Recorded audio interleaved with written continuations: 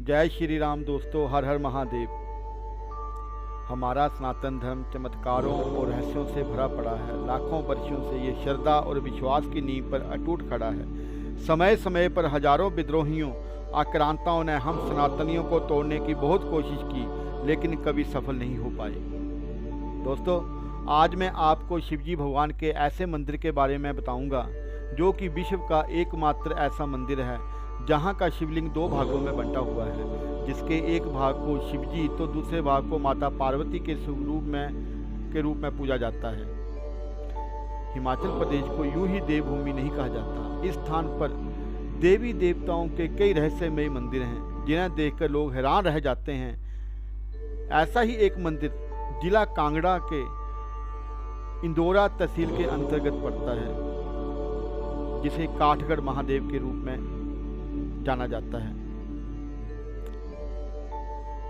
यहाँ पर भगवान भोलेनाथ और माता पार्वती का अनोखा मिलन देखने का सौभाग्य श्रद्धालुओं को मिलता है। हालांकि ये दृश्य किसी खास मौसम में ही देखने को मिलता है। इस मंदिर में विराजमान दुनिया का इकलौता ऐसा शिवलिंग है जो दो भागों में बंट जाता है।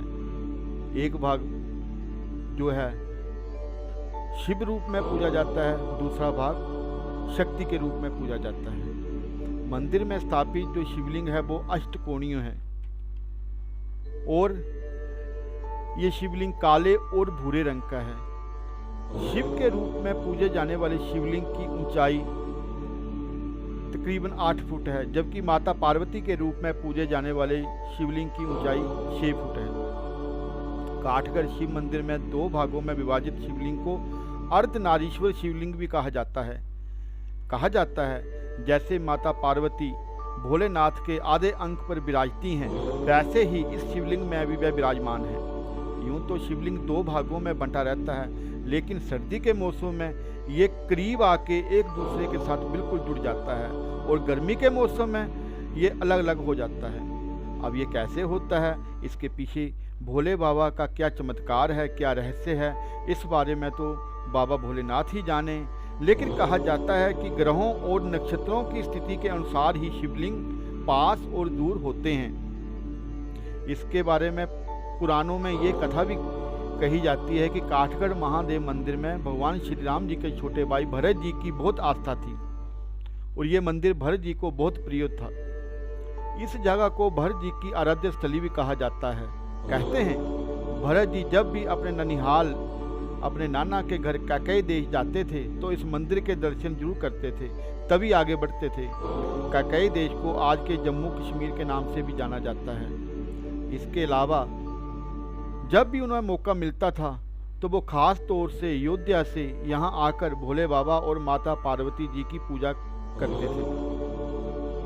इसके अलावा भी मंदिर के बारे में ऐसी मान्यता है, जब विश्व विजेता सिकंदर पंजाब पहुंचा तो सफ़र के दौरान रात्रि विश्राम के लिए ब्यास नदी के किनारे मिर्थल गांव में अपने 5000 सैनिकों के साथ डेरा लगा लिया और कुछ दिन के लिए यहीं विश्राम करने के लिए रुका। एक शाम ऐसे ही घूमते घूमते वह काठगढ़ मंदिर परिसर में पहुंच गया। वहां उसे एक सिद्ध संत मिले। उसने उन साधु महाराज को प्रणाम किया और अपने साथ यूनान चलने के लिए कहा। सिकंदर का ये प्रस्ताव साधु महाराज ने सिरे से ठुकरा दिया। इस बात पर सिकंदर को बहुत क्रोध आया। जो विश्व विजेता हो और उसको कोई मना कर दे, ये बात उसे बिल्कुल बर्दाश्त नहीं हुई। सिकंदर ने अगली सुबह मंदिर को तोड़ने का आदेश दे दिया और साधु को अपने साथ जबरदस्ती बंदी बनाकर अपने सैनिकों को ले जाने को कहा। लेकिन उसी रात एक बहुत बड़ा चमत्कार हुआ। लाखों जहरीले कीड़े मधुमक्खियों ने ब्यास किनारे ठहरे हुए सिकंदर और उसकी सेना पर हमला बोल दिया। आधी रात को हुए इस हमले से वो सैनिक और सिकंदर कुछ भी समझ नहीं पाए। एक भी ऐसा सैनिक नहीं बचा जो कीड़ों और मधुमक्खियों के डंक से जख्मी ना हुआ हो। खुद सिकंदर भी जख्मी होकर जमीन पर गिरा पड़ा था। जो सिकंदर सारी दुनिया जीत कर आया था वो जख्मी हुआ, घायल हुआ, मिट्टी में मिला हुआ था, जमीन पर रेंग रहा था, तड़प रहा था, करा रहा था, इतनी पीड़ा उसे हो रही थी। ये सब दृश्य जब साधु महाराज ने देखा तो सिकंदर से उन्होंने भोले बाबा से माफ़ी मांगने को कहा, जिस पर सिकंदर ने जमीन पर अपनी नाक रगड़कर माफ़ी मांगी। जैसे ही उसने माफ़ी मांगी एकदम से कीड़े और मधुमक्खियां ना जाने कहाँ गायब हो गए। इतना बड़ा चमत्कार सिकंदर ने अपनी सारी जिंदगी में पहली बार देखा था। उसके पश्चात वो उन साधु महाराज का शिष्य बन गया और उन्हें आज़ाद कर दिया। अगली सुबह मंदिर परिसर में आकर उसने भोले बाबा का रुद्राभिषेक किया, पाठ पूजा की और कुछ दिनों पश्चात उसने वहाँ पर मंदिर के चारों ओर 4 दीवारी करवाई, ब्यास नदी की ओर अष्टकोणीय चबूतरे बनवाए जो कि आज भी हैं। मंदिर का काम अपने सामने करवाकर फिर वो यहाँ से गया। ऐसा भी माना जाता है वो सिद्ध महाराज और कोई नहीं, साक्षात भोले बाबा खुद ही थे और सिकंदर के अहंकार को तोड़ने के लिए ही उन्होंने ये लीला रची थी। अगर उसका अहंकार ना टूटता तो पता नहीं कितने निर्दोष लोगों की वो बलि लेता रहता। ऐसा भी कहा जाता है महाराजा रणजीत सिंह भी भोले बाबा को बहुत भक्त थे।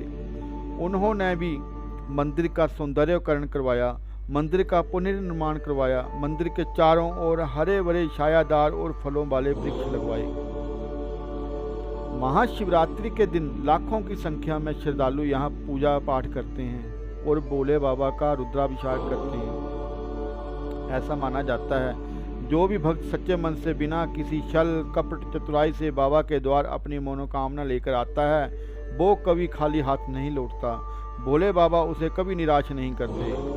बाबा भोले तो सच में भोले हैं और अपने जैसे ही भोले लोग उन्हें पसंद हैं, जो कभी किसी का बुरा नहीं करते, मन से बुरा नहीं सोचते, आंखों से बुरा नहीं देखते, हमेशा सबकी मदद के लिए तैयार रहते हैं। तो ऐसे हैं हमारे भोले बाबा।